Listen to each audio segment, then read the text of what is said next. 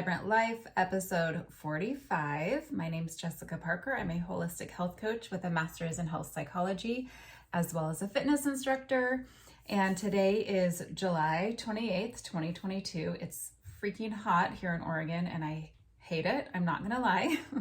It's like hovering around 100, and I do not like that, but I can't complain too much because it's going back to our normal, upper 80s starting Monday.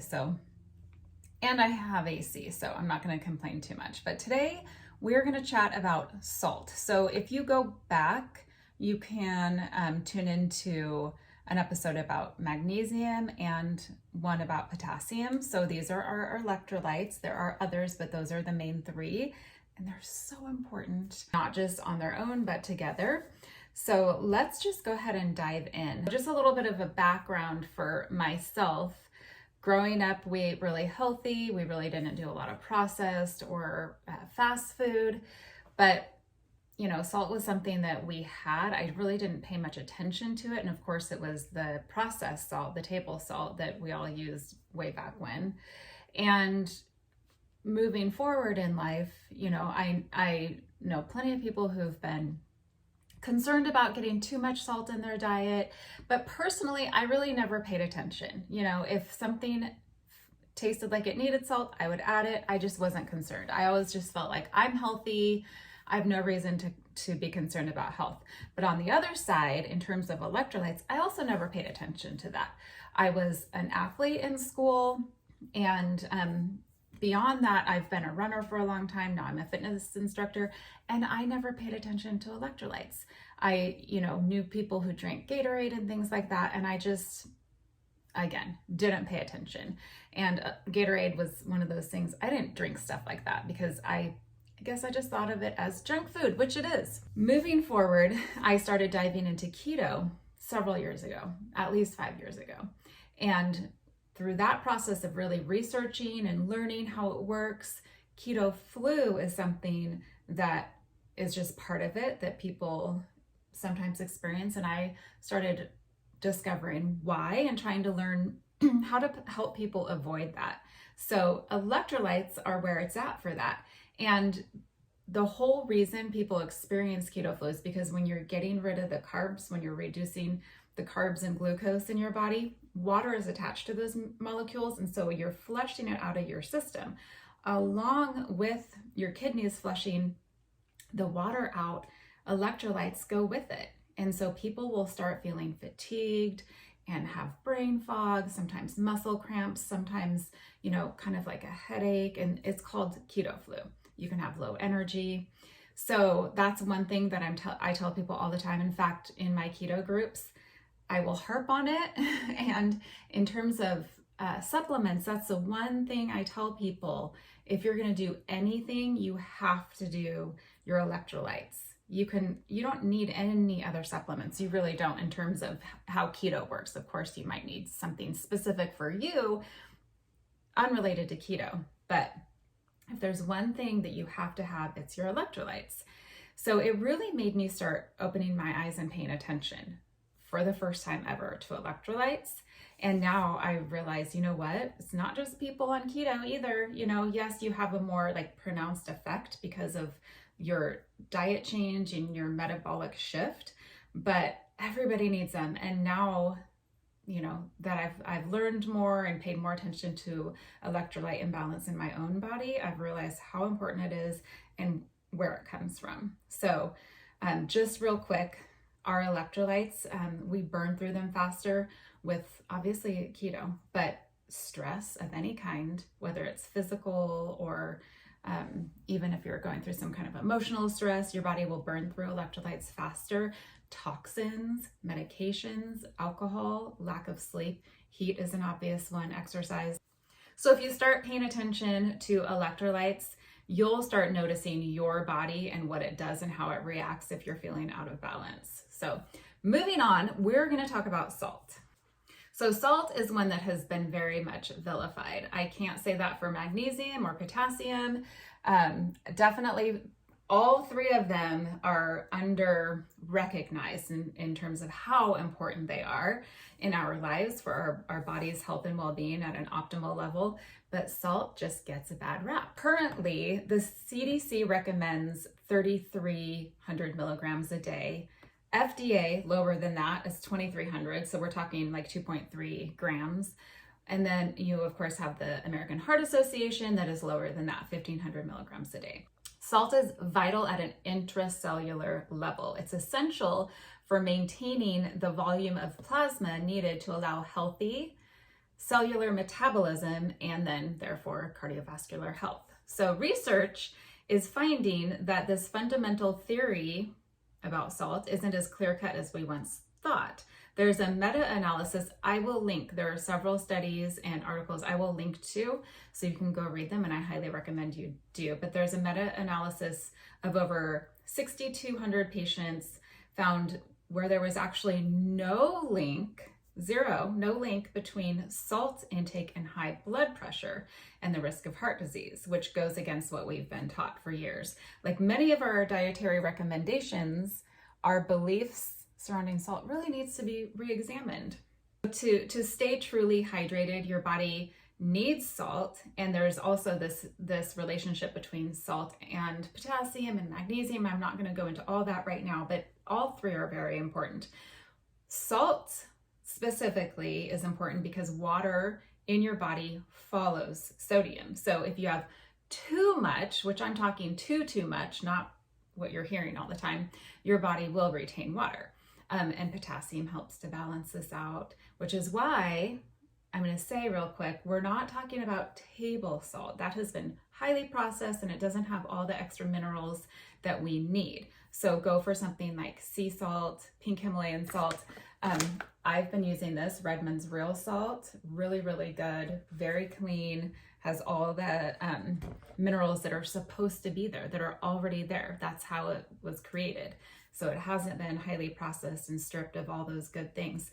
So make sure that you're using stuff like that. I want to share some information from an article by Rob Wolf. He is one of my favorite, more functional, holistic people, very sciencey, very nerdy in the best way possible. And he really dives into research, which is something that is so important. People don't do it. People don't know how to look at studies. And then you're basically left at the mercy of these industries and people trying to sell you things versus actually giving you true, good, solid information. So there's an article, which again, I will share below, where he states that across 48 global populations, dietary salt intake didn't predict the prevalence of high blood pressure. So just like the other study I just mentioned, the highest salt population actually had a lower median blood pressure than the lowest salt population. So when you look at the big picture, everything changes, right? And that's what I'm talking about when it comes to studies. And then, these little sound bites that we're getting, whether it's a doctor, sorry to say, but they don't have the time to dive into this research. They're like, just seeing patient after patient after patient and just trying to get through without having the time to do their own research. They're getting a lot of information from pharmaceutical reps who are helping them to sell medication versus like, let's get at the root cause. So doctors tell you bad information, you get the stuff out of a magazine or a commercial or just these little sound bites without actually seeing what the actual research is telling us. Here are 3 studies that I'm going to mention real quick that Rob Wolf references, so you can go to that link below and go look at these yourself. The Inner Salt study looked at over 10,000 people across 48 global populations. So that's the one that I just mentioned, where there's no correlation between salt intake and hypertension. If salty diets raise blood pressure, clearly that's where it would show up, right? There's a Framingham Offspring study showing that sodium intakes of under 2.5 grams per day were linked to higher blood pressure. And remember, that's where like the FDA was recommending, right? The CDC was a little bit above that. Then we have a 2020 systematic review from the Cochrane collaboration that found sodium restriction was linked to less than half of a point on average in blood pressure in normotensive white people with weak evidence that Black and Asian people might see better effects. The negative side effects of sodium restriction were more consistent than the effect on blood pressure. So this is just pointing out, that there are actual studies that are showing us the opposite of what we've been taught for a while. And, people can pick and choose with certain information out there, certain studies and things like that, and kind of manipulate data basically so that they can sell things. You always have to go back to where's the money, right? Follow the money. So it doesn't mean that we should consume just unlimited amounts of sodium, because too much isn't optimal either. But, usually that's not what's going on. Most people need at least 5 grams of sodium per day, more if they're active or eat keto, like I was saying, or if you have other things going on. I personally have mercury toxicity. My body burns through electrolytes faster than like most people because of the toxins that it's fighting all the time. So what happens if you don't get enough sodium though, right? Some kind of like normal, if you're like on the low level of not having enough, low level symptoms might be reduced hydration. So obviously if you're feeling just not getting enough sodium on kind of a low level symptomatic rate would be just basically not retaining enough water, reduced hydration. Muscle cramps, you will have a higher risk of heart attack, headaches, weakness. You might have some cognitive decline, brain fog, irritability, and then long-term osteoporosis. When you're not getting enough sodium, your body goes into sodium retention mode. So then you're releasing hormones to help retain that sodium in your kidneys, like aldosterone, renin, norepinephrine, and those hormones will raise your blood pressure. So do you see how this is all related? And then, the wrong things get blamed. Acute sodium deficiency. So if you're super, super deficient in sodium, you're going to get brain swelling, coma, congestive heart failure, impaired sympathetic cardiovascular response to stress. So there you have it in a nutshell. I just want to go back and say a few things that quality matters. So you're not using the, what was that salt? I can't remember the brand, but with the girl with the umbrella that we all had on our dinner table growing up, that's not what I'm talking about. I'm talking about pink Himalayan salt, Redmond's real salt, sea salt, like the good stuff that's in its purest form, that's going to have all those added minerals that are already part of what it is. Like they didn't add the minerals are already part of it. And then you do need to make sure you're getting magnesium and potassium. This is what I use, Ultima, because it doesn't have a bunch of junk in it. It has 100 milligrams of magnesium, and it has 250 grams of potassium in it. So I have more than one serving of this every day, but I add my salt to it because it does not have the sodium. So make sure that you're doing that. I have it every single day. I'm also a fitness instructor.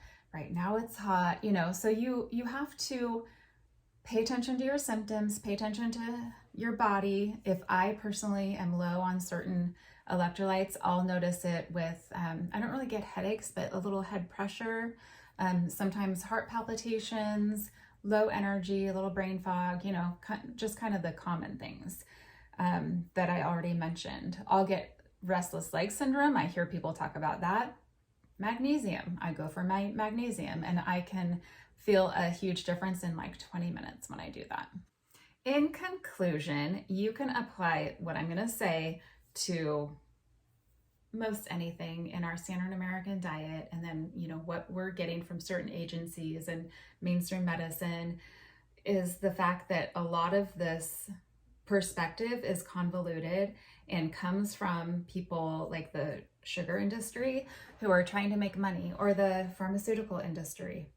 If you are paying attention to root cause, they're going to lose money. If you are paying attention to the sugar and the high carbs and the processed crap, instead of listening to this narrative, they're going to lose money. What is happening in certain old studies where people are saying, no, look at what salt does, is actually they're taking people who are very unhealthy, not exercising, eating crap all around, not just high salt, lots of processed food, and then they're blaming the salt. It's that whole causation or correlation conundrum, and you have to look at what's really going on here. For example, if I'm eating burgers and fries and milkshakes and Coke and smoking and not exercising, you can't blame meat, right? Because there are a whole bunch of things adding to this big, basically, bleep show going on. Same situation with salt. A lot of old information is based on looking at exactly scenarios like that and then blaming the salt. So take a step back, look at the big picture. So I always like to say that back to the basics is best when it comes to our health and our fitness and our diet and our standard of living. And this is just one more example of that. I'm going to leave it there. And last thing that I'm going to mention before I leave is that I just started making tallow body butter. I purify this grass-fed and finished beef fat several times over, so none of the impurities are in there, and it's just pure fat. It's white, it's odorless. I add pure almond oil and I add essential oils and I whip it. It's so good for your skin at a cellular level.